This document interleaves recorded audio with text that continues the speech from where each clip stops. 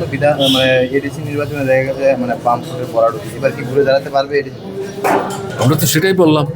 হ্যাঁ, গতবার তো ভোট তারা প্রহসন করলো, বাকি সবই করছে।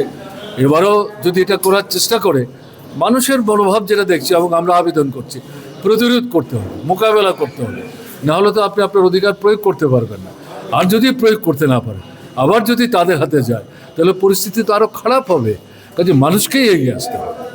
বাইরের কোনো শক্তি এসে এখানে মানুষকে সাহায্য করবে মনে করলে ভুল করবে মানুষ, তাদেরকে এগিয়ে আসতে হবে।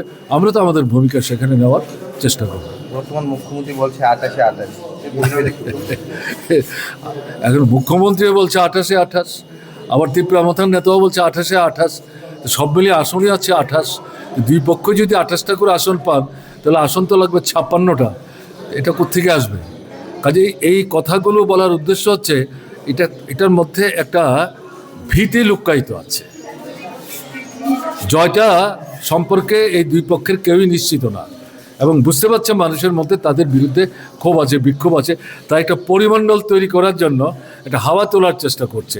বিষয়টা এবারে অত সহজ হবে মনে করার কিন্তু কোনো কারণ নেই।